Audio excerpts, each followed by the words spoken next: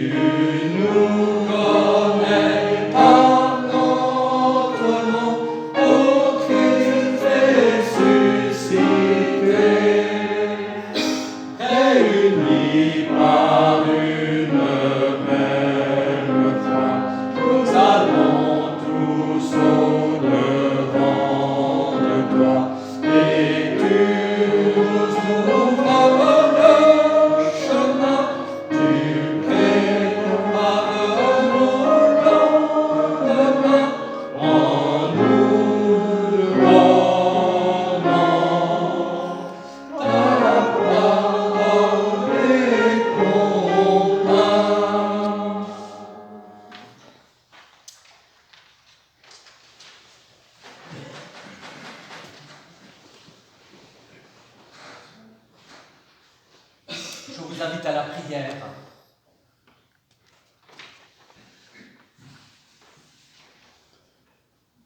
Éternel Dieu, je veux te dire merci pour ce temps de culte, pour la prière dans laquelle je peux être simplement tel que je suis.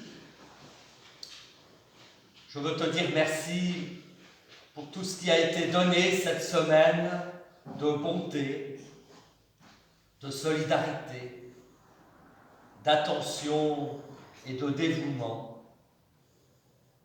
Je veux te dire merci pour l'amitié, la fraternité, l'humanité manifestée sur toute la terre, au-delà des différences et des séparations et malgré les épreuves. Je veux te dire merci pour la communion qui m'est réunie avec ceux qui te cherchent, ceux qui t'appellent, ceux qui t'écoutent et tous ceux que tu rassembles dans l'Église du Christ. Mais je veux aussi ce matin te dire ce qui m'inquiète, ce qui me pèse, ce qui m'oppresse.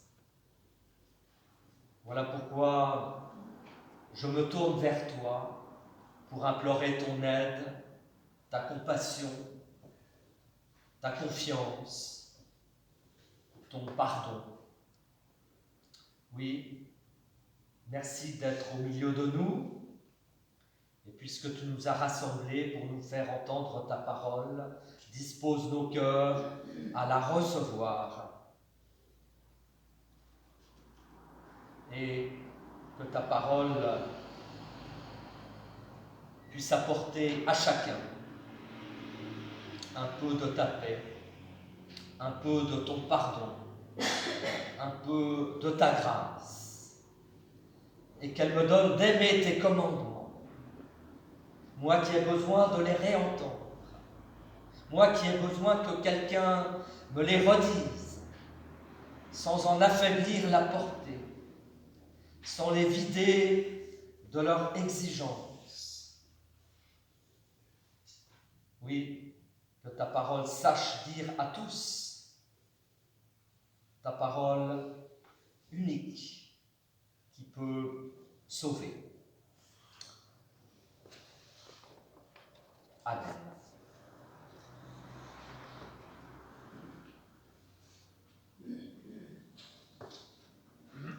Les lectures que nous ferons ce matin ne sont pas celles qui sont indiquées sur votre feuille.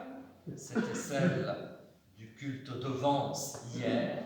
C'était aussi l'assemblée générale de la paroisse de Vence aussi. J'avais pris d'autres lectures et ce matin, je vous propose des lectures uniquement tirées de l'Ancien Testament.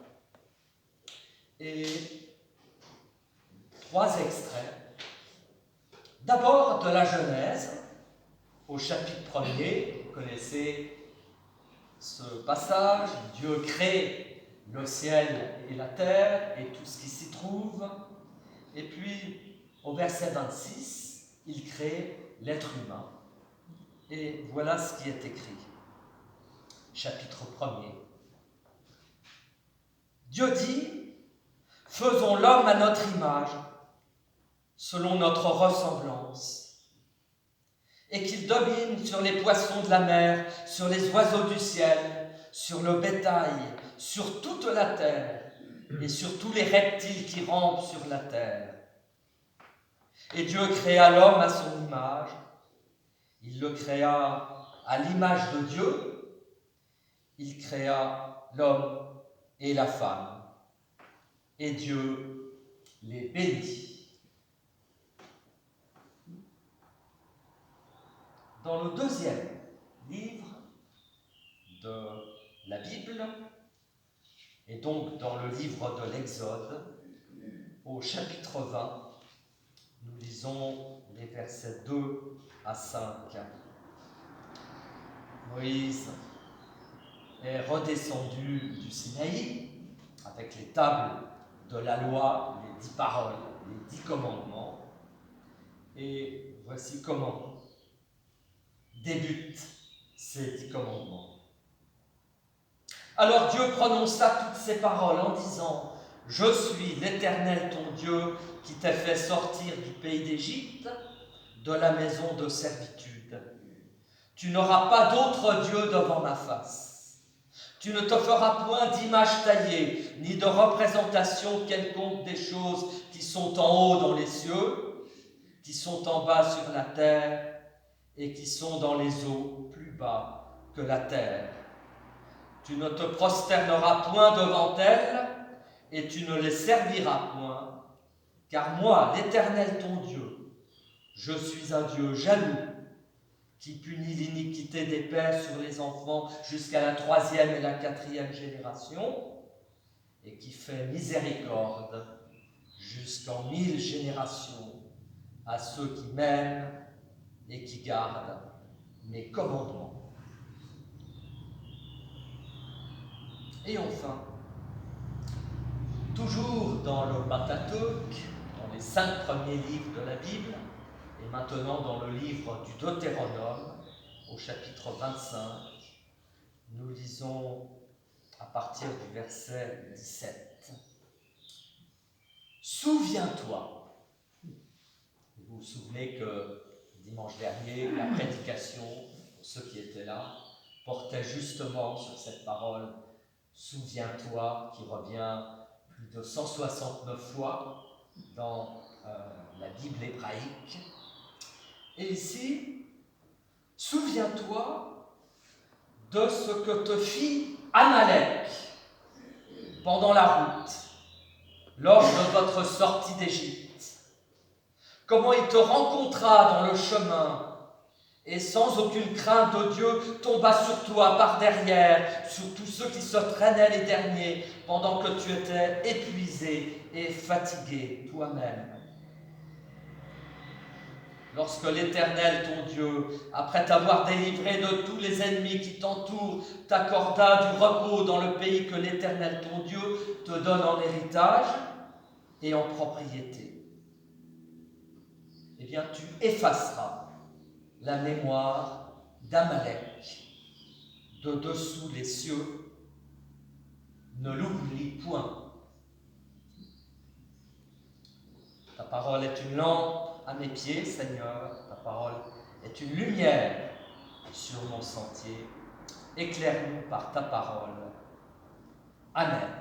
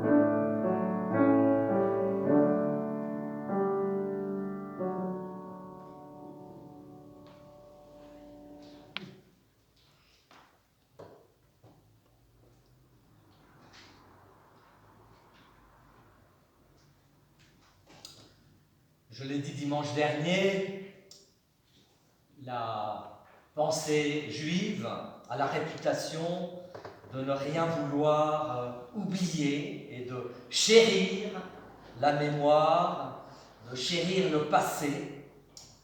Et cette injonction qui revient, comme je l'ai dit, 169 fois, souviens-toi, est là comme un rappel de l'exigence de Dieu à chérir ce passé, les événements qui font en particulier l'histoire du peuple des Hébreux contenus dans l'Ancien Testament. Et cette réputation qui, on pourrait dire, colle à la peau du judaïsme, bien à la fois elle est vraie et en même temps elle est inexacte. Et c'est ce que je voudrais montrer à travers 3 exemples tirés en particulier des textes que nous venons de lire. D'abord, dans la Bible, il y a quelque chose de très curieux, c'est que le peuple juif, après la destruction du temple de Jérusalem, et pas seulement dans la Bible, mais plutôt dans l'histoire du judaïsme, qui continue après la destruction du temple en 70 de notre ère, eh bien, on se souvient en permanence de cet événement qui a été un événement tragique de l'histoire juive.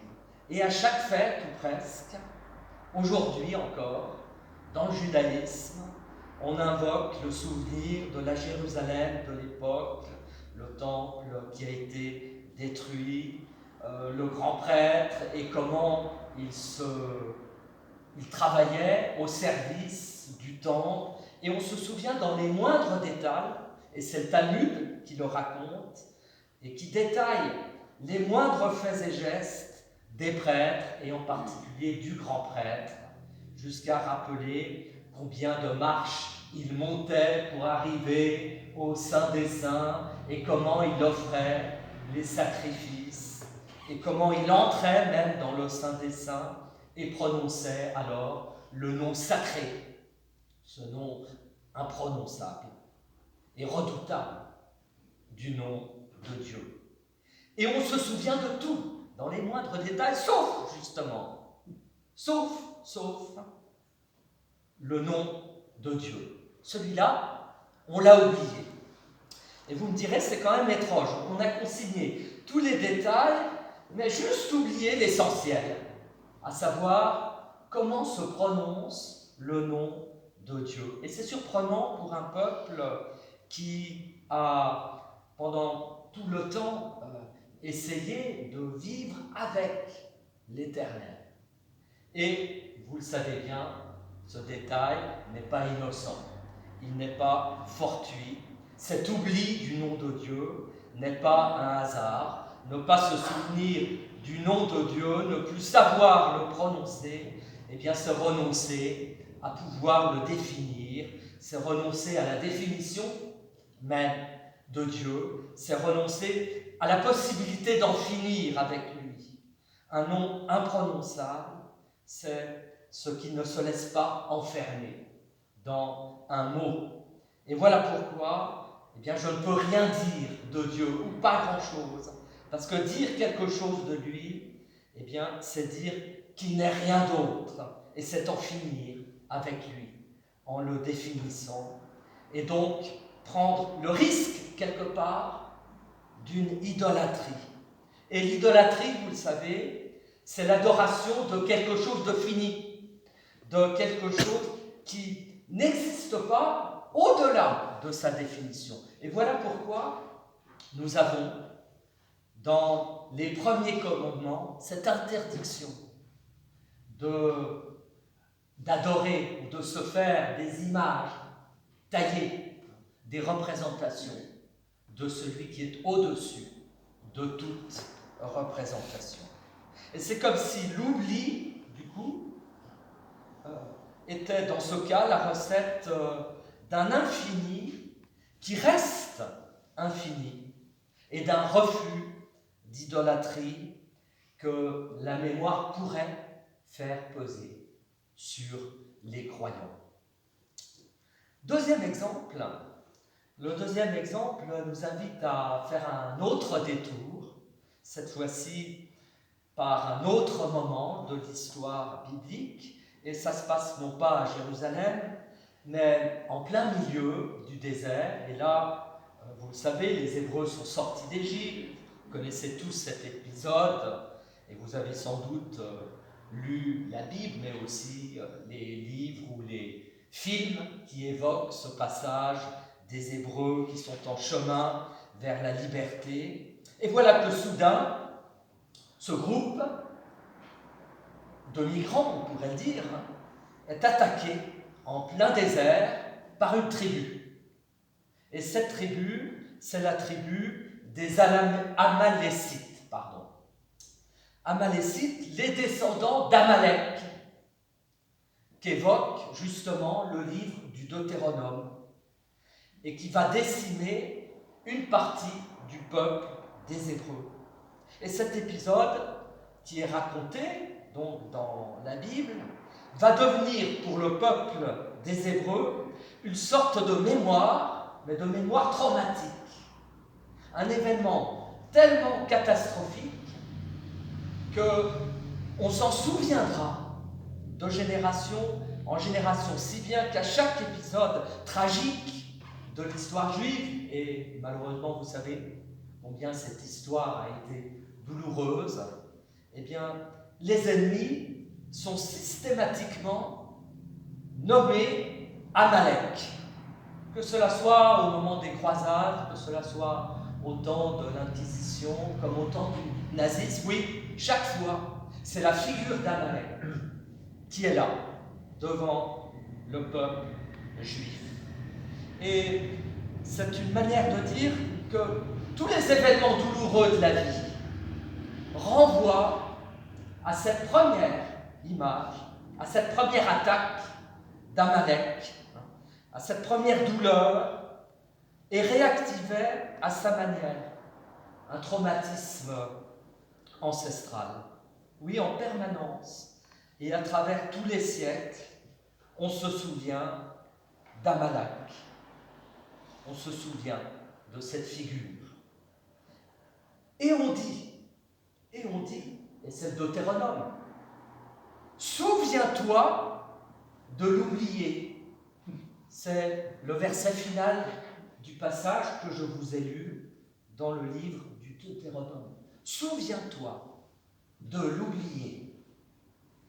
Et Delphine Orviller, qui est une des rares femmes rabbins en France, fait la remarque que cette question, ou plutôt ce paradoxe, trouve sa signification dans un exemple qu'elle cite et que je voudrais citer, et qui évoque un autre personnage de la Bible, Joseph. Alors, je ne sais pas si vous vous souvenez de Joseph, cet homme qui a été vendu par ses frères comme esclave en Égypte, un homme blessé, humilié, et qui va se reconstruire comme vice-roi d'Égypte, une histoire tout à fait extraordinaire, un destin tout à fait extraordinaire, de façon tout à fait inespérée, et il va connaître dans sa vie une sorte, aujourd'hui on dirait une sorte de résilience. Et cette résilience, eh bien, elle est le produit de toute cette histoire, elle est le produit aussi d'un mariage qu'il fait avec une femme étrangère d'ailleurs, et qui va avoir deux fils. Deux fils, le premier qui se nomme Manassé et qui signifie en hébreu précisément oubli. Oubli. Et puis Joseph aura un deuxième fils qui naîtra juste après et qui se nommera Éphraïm et qui en hébreu là aussi signifie fructifie. Ou bien selon la racine, vous savez, qui est assez souple, eh bien ça pourrait signifier aussi fleuri. En énonçant ces mots, Joseph dit « Dieu m'a fait fructifier sur cette terre où je fus esclave ». Et voilà comment, dans la Bible, pour la première fois, un bébé nommé Oubli, mais c'est surtout, et c'est là sur quoi j'aimerais vous faire méditer, encore aujourd'hui, dans les familles juives, et c'est Delphine Orviller qui le raconte, chaque fois qu'il y a une naissance, le père de famille bénit son enfant. Et il prononce quelques mots à l'oreille de l'enfant et à l'oreille donc de la nouvelle génération à laquelle il a donné naissance. Et il dit « Puisses-tu être comme Éphraïm et Manassé, puisses-tu être comme des enfants de Joseph, ces enfants de l'exil donc, et de la résilience, puisses-tu à la fois oublier et fructifier ou fleurir. » Et je trouve qu'il y a là un enseignement pour nous tous, pour les chrétiens, pour tous les êtres humains. Il faut savoir quelquefois oublier le passé, surtout quand il a été si douloureux et même traumatisant. Il faut savoir oublier pour pouvoir fructifier, pour pouvoir fleurir, pour pouvoir avancer dans la vie. Souviens-toi d'oublier. Et c'est cette parole, vraiment, je trouve, du Deutéronome, ce paradoxe que je trouve vraiment, oui, comme un enseignement pour nous tous, encore aujourd'hui. Et je résume donc.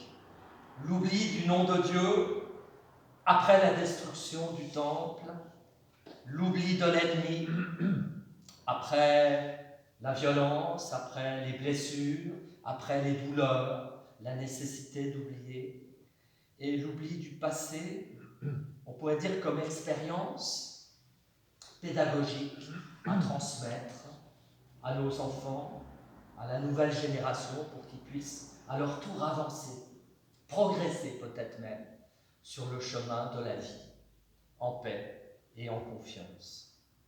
Et puis, je termine par un dernier élément, en reprenant la Genèse. Et on a lu le premier chapitre, comment Dieu a créé le monde, comment il a créé le ciel et la terre. Et au chapitre 1, au moment de la création de l'humanité, Dieu crée cette humanité, et vous l'avez entendu, il crée l'humanité à l'image d'un divin qui n'en a pas. Et la réponse du verset à travers l'hébreu a des sens pluriels, là aussi tout à fait intéressants. Dieu créa l'être humain, Dieu créa l'homme, selon les traductions, Dieu créa l'humanité, et il la créa homme et femme. D'autres traductions disent il la créa mâle et femelle, masculin et féminin.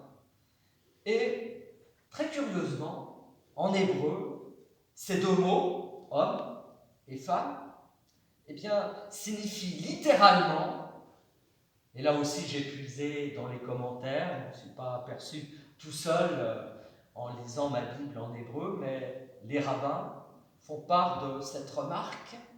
Masculin signifie littéralement la mémoire, et féminin vient de la racine d'un mot qui signifie oblitérer, trouer. Et comme si, au commencement, Dieu n'avait pas créé le monde homme et femme, masculin ou féminin seulement, mais comme s'il avait créé l'humanité, mémoire et trou de mémoire. Mémoire et trou de mémoire, souvenir et amnésie. Oui, telle est l'image, en tout cas, de Dieu, qui est celle de la Bible, celle dont nous pouvons nous souvenir, car bien sûr, souviens-toi je suis l'Éternel ton Dieu, qui te fait libérer du pays de l'esclavage. Amen.